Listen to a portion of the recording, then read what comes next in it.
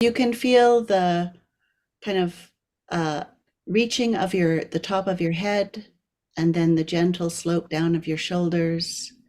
And you can feel the weight of your body on the chair, your hands perhaps resting gently on your thighs, your head kind of centered. Just feel that lovely reach and space inside of you.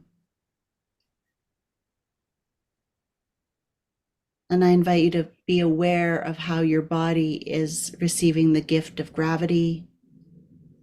Feel the weight of your feet on the ground. Feel the weight of your body sitting on the chair. Just relax into that.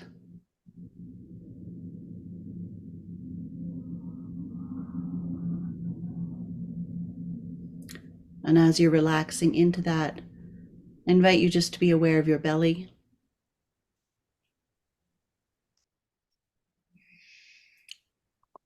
Notice what's happening there. That's often a place of energy. And I invite you to just take a deep breath. I'd like you to take 3 deep breaths right down into your belly. And they can be as quiet or as noisy as you're comfortable with.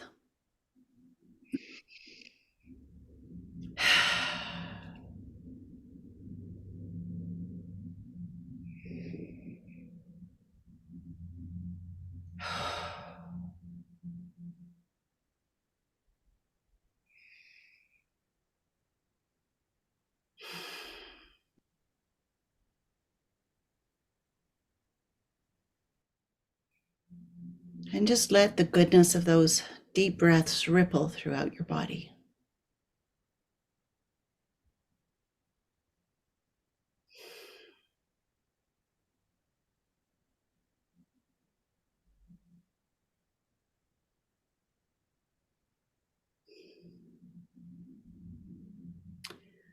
And as you're enjoying that breathing, I invite you just to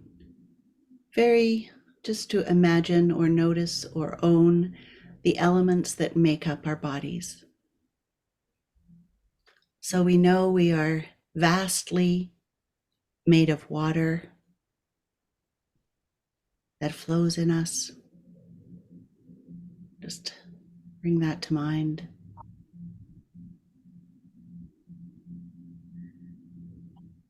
We know that we are sustained by oxygen, the air that we breathe.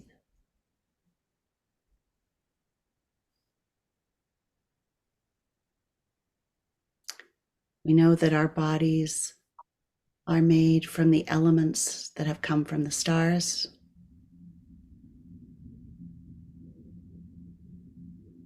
From the earth.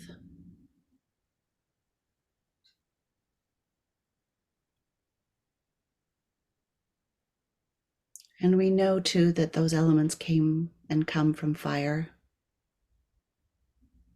And we know that we feel the fire of aliveness in us.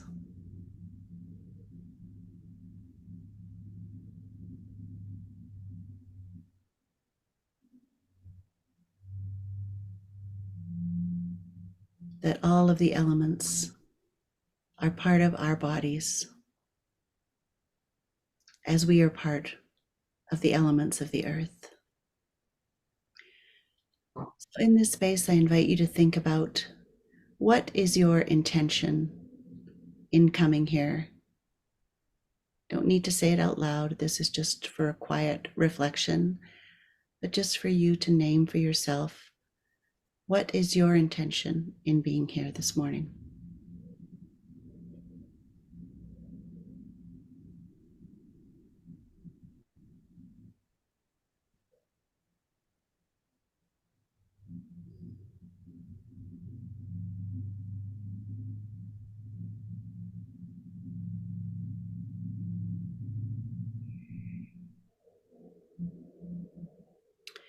And when you're ready, I invite you to come back to this space and to join each other in this room here.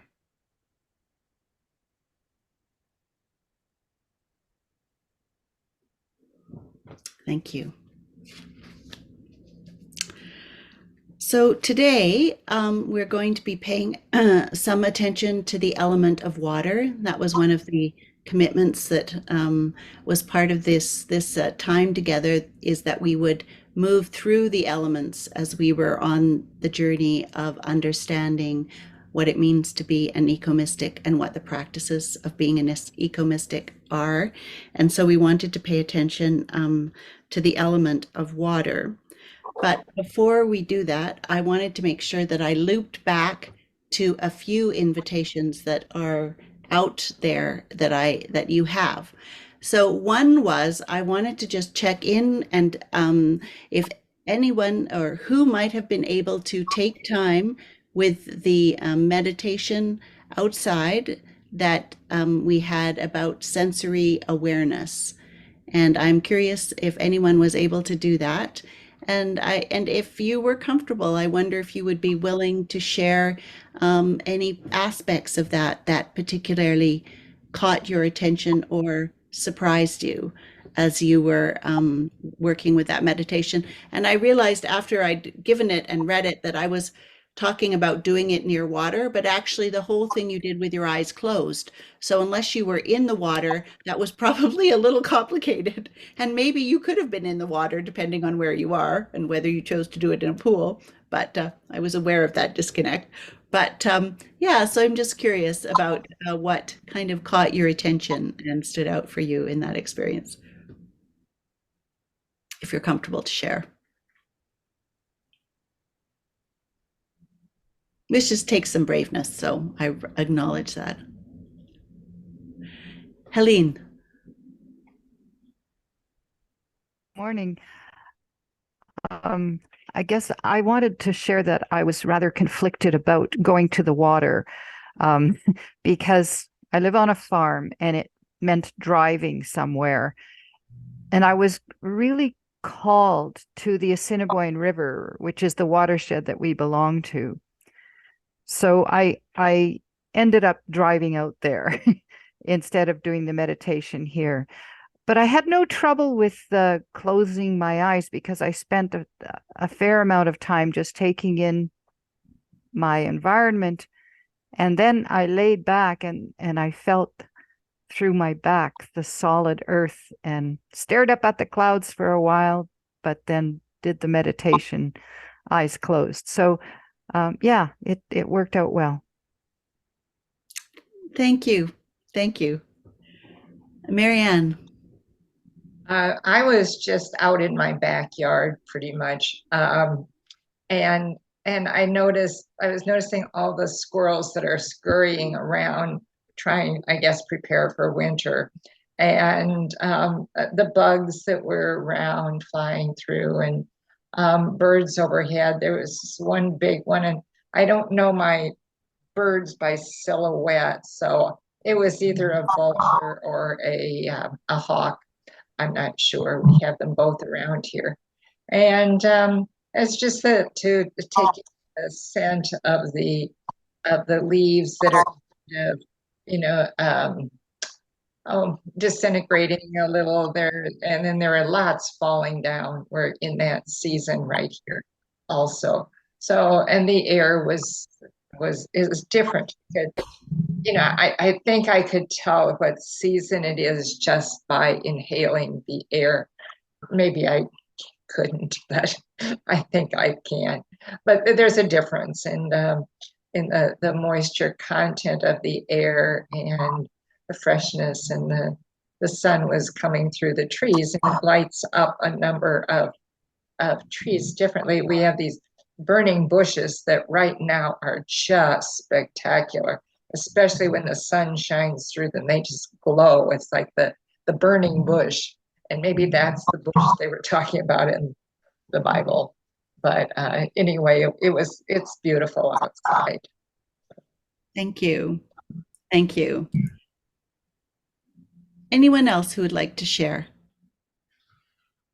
Okay, thank you. So the other invitation that had been floating was all the wonderful words that we shared last time about being separate, wonderful and true, and the effects of feeling separate from the earth. And there had been a little bit of an invitation if anybody wanted to play with those in terms of making them more, choreographing them more. Although I think, as Dennis said, who is not able to be with us today, he thought they were already a poem. So I don't know if anyone did anything with those, but I just wanted to reach out and see if that was the case or not. Rachel. I did kind of organize the words into a kind of poem. And I also, when I was doing this for myself as well as for the group, I kind of felt I added in a few verses from the Bible, but also from a book that had been that is still important to me. So J.R.R. Tolkien, one of his well-known works, Lord of the Rings. But just because, just kind of noticing the feelings of connection, but also disconnection. And kind of, I have a curiosity of how we can kind of move toward and acknowledge those things that disconnect, but also acknowledge the goodness within each part of our culture and each part of our identity, instead of just saying one identity needs to be like completely dismantled or is wrong. And I'm happy to read it or send it along to you, Sarah, so you can post.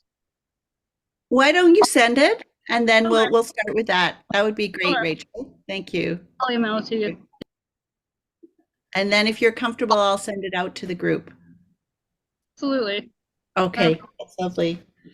And then I also received a poem from Bob, and I'm not sure if he saw my message in the chat. I was wondering if you'd be okay in reading the poem that you sent me last week. Sure. I'll just I just give me a second. It's okay. So I felt Bob, anyway, I'll let you introduce it and explain where it came from.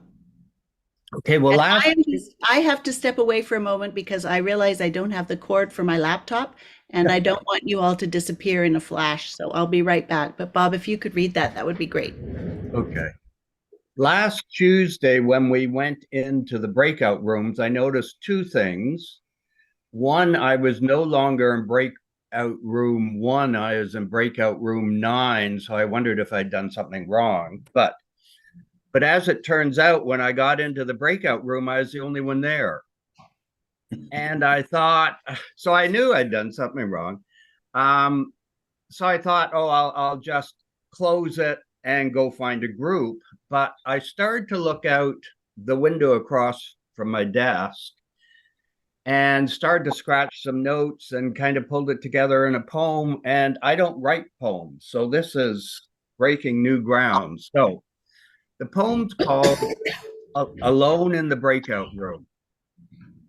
No one else is here. I look outside of my window and see green and yellow leaves waving in the breeze. Leaves, tree, breeze. Soil, water, sun, planet Earth, galaxies, the universe. I am part of all of it, and it is part of me, while alone in the breakout room with all that exists. So thank you. Good work. Lovely. Thank you. Just, yes. I mean, this is a moment, right? Like, this is a moment of the earth in Bob doing something new, writing a poem, sharing it with the group, and us welcoming him and affirming him with our smiles and our hands, a moment of newness. And that's part of what we're living into in our sense of understanding that we are of the earth and that new things are always emerging. Newness is always possible and coming. And that was a moment of newness.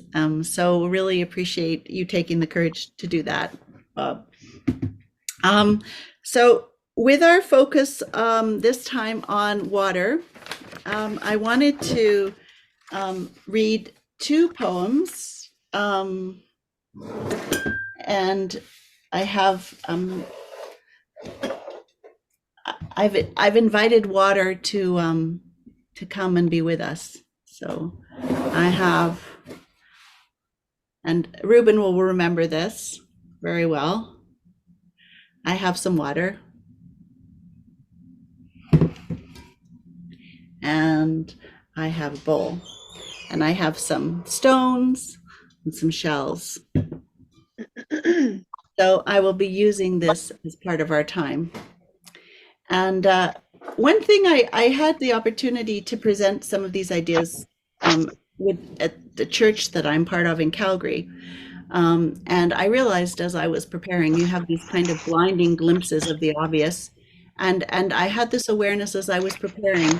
I was talking a little bit about how we as humans, which is what we explored last time, experience ourselves as separate from the earth. We don't feel as if we're part of it. And I realized there's another separateness that we experience that's part of the disarray that is happening on the earth.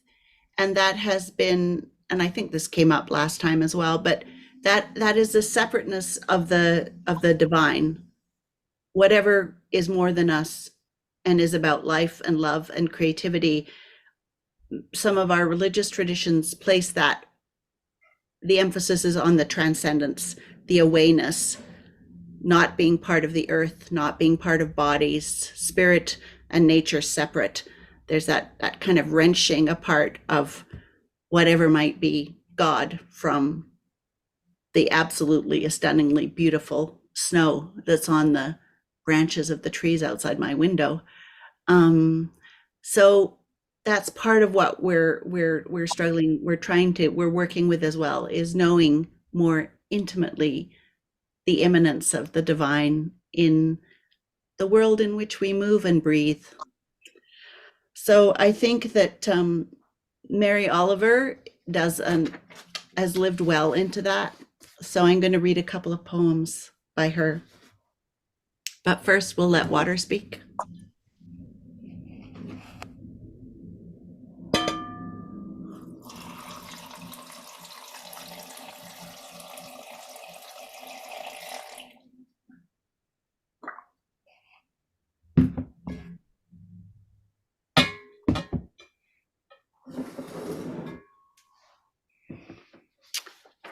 At the River Clarion.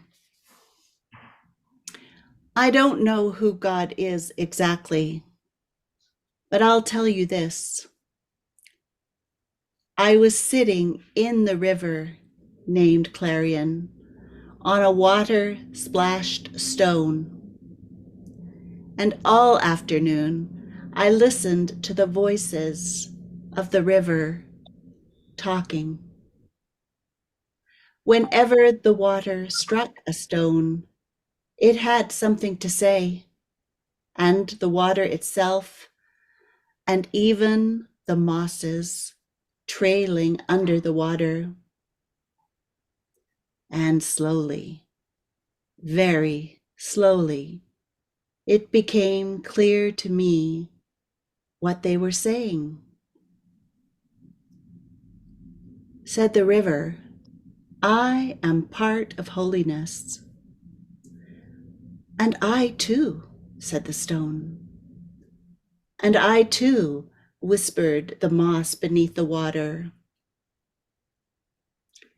I've been to the river before, a few times.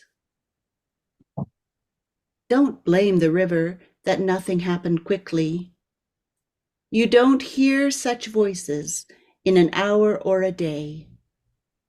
You don't hear them at all if selfhood has stuffed your ears. And it's difficult to hear anything anyway, through all the traffic, the ambition.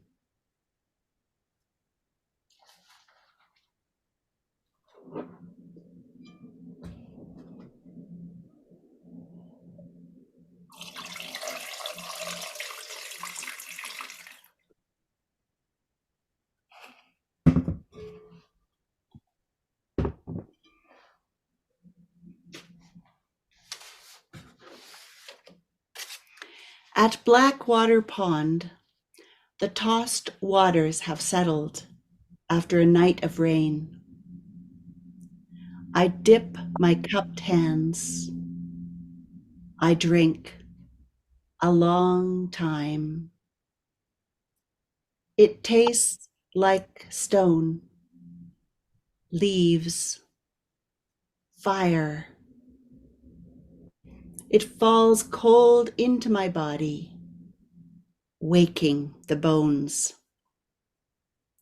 I hear them deep inside me, whispering, "Oh, what is this beautiful thing that just happened?"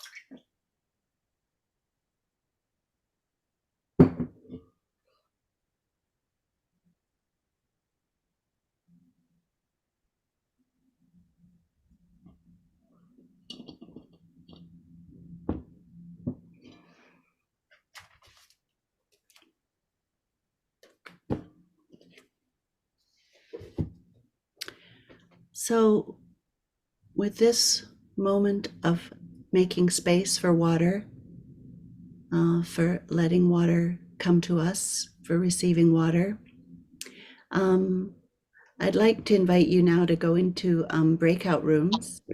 And I'd like you to discuss there, to kind of in our kind of containers that we've created, what is alive for you right now about water? The gift of water, the grief of water, the grace of water. What is alive for you right now from this meditation and this time that we're taking alongside with water? So I'll just remind you again in the breakout. Yes, Ellen, did you have a question? You want 3 people in a room? Yes, please. Yeah. And we'll probably give, I think, maybe 2 minutes each, just because of the time. I gotta get my thing. Okay. Does that work? Yeah. Okay. And so I invite you to, in the breakout room, set your timer. One person speaks for 2 minutes, and then the next person, no crosstalk, no riffing. You don't need to fix anything. And this is just a space to pay attention to what is emerging up in you, as we've taken this time to kind of welcome this element, pay attention to this element. And then we'll come to the large There may group. be one dyad in here, so don't worry if you find yourself, but if you find yourself in room with one, Bob, come back and we'll reassign you. Ready? Great.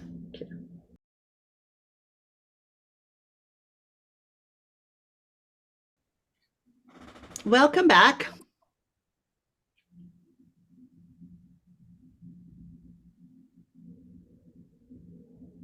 They all come. Okay. You gonna do breakout rooms again? I don't think we have time, hey? Okay. Yeah. I'll close them down. So welcome back, everyone. Welcome. So what was emerging? What was alive in your sharing? What caught your attention from your breakout rooms? What was alive there? What was burbling?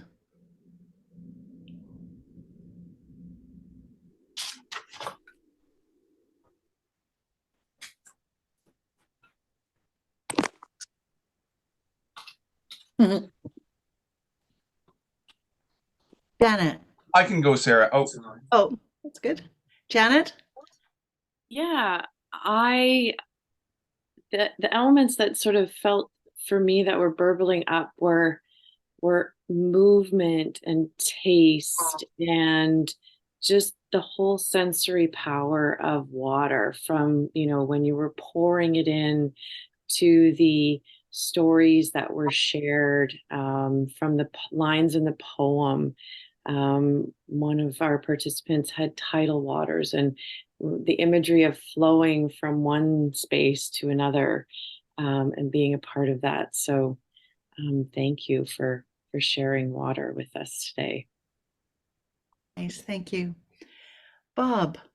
Sorry, I think my camera just stopped working, but in our group, we talked about the abundance of water, especially privileged people like us have, and the absolute scarcity elsewhere in the world, and also recognizing that we are, at this point, to our knowledge, the only planet with water like this. So we've taken this incredible gift, which we in most life can't survive without, and polluted it, and we'll be fighting over it. And yeah, it's just a shame.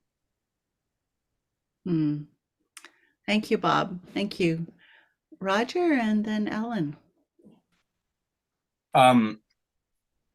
So David and I were in a dyad, and I started off by talking about some aspects of water coming to me last night as I was shoveling snow, and the idea that snow is a blanket for the ground, an insulating blanket, and whether falling snow or falling rain, there's species that have evolved for many millions of years to interact with and to benefit from water in all its forms.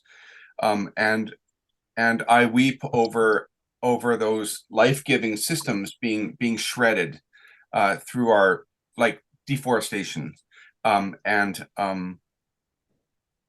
So yeah, David and I both shared some concerns about water, and there are rivers and creeks in Alberta, in southern Alberta, that are dry this year, or very low.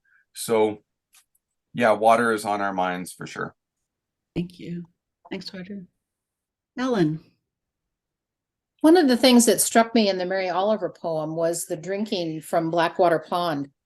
And it struck me that any of the places that I go to enjoy water, a stream or a pond or whatever, I have been so enculturated not to drink out of the water, out of that body of water. And I'm thinking, oh my, there is a disconnect here, isn't there? There is a separation that has occurred, and it's for safety I mean, that's why I was told not to drink, for safety reasons, right? So I'm struggling with that little duality there about really being with the water in all ways, and what we've done to it, like Roger and Bob were just saying, what we've done to it to make it unsafe. Thanks. Thank you. Thank you. Anyone else?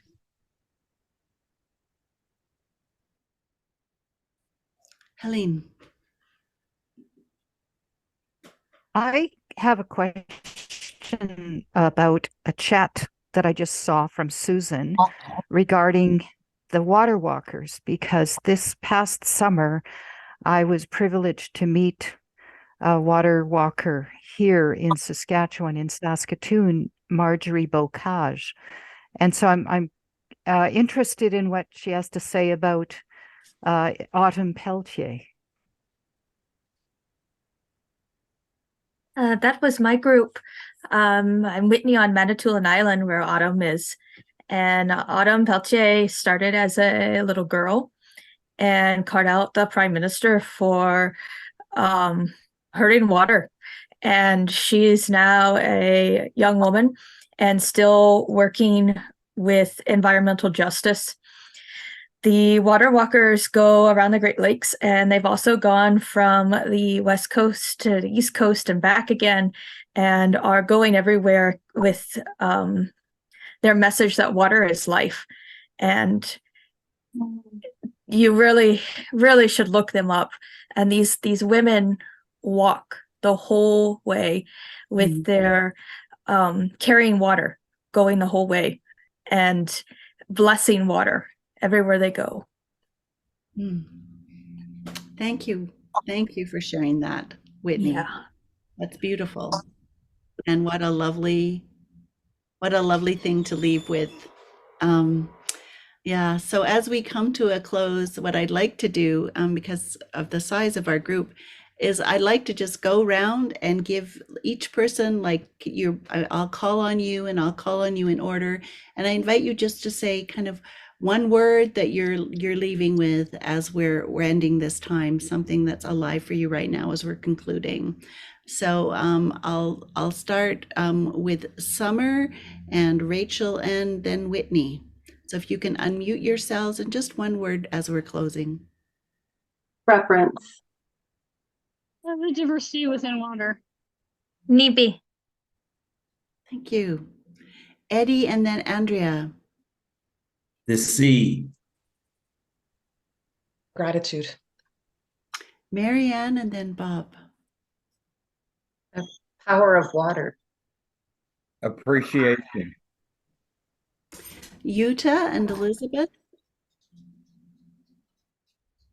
Water is life. Longing. Frank and then Ruben. Anxious love. Ruben and David. Restored. Parched. Janet and Kathleen. Lungs of the earth. Preciousness. Stephen and Roger. Peacefulness. Ripples. Susan and Helene. Transmutation. Bubbling. And Mary Lou and Ellen. Regeneration. Lament. And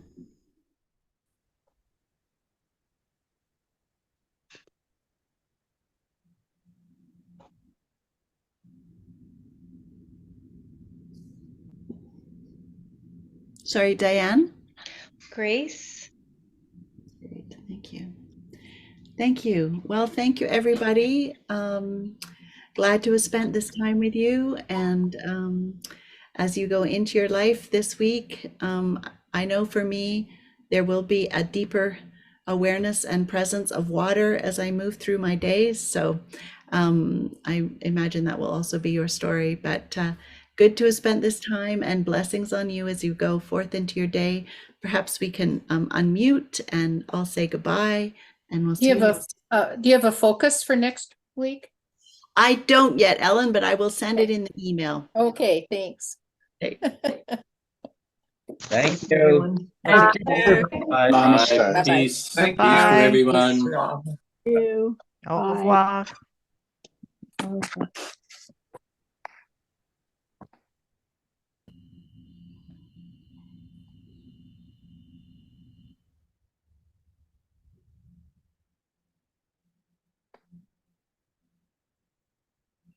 Bye, Susan. Bye. Goodbye. Thank you. Thank you so much. That was just so right. Thank you.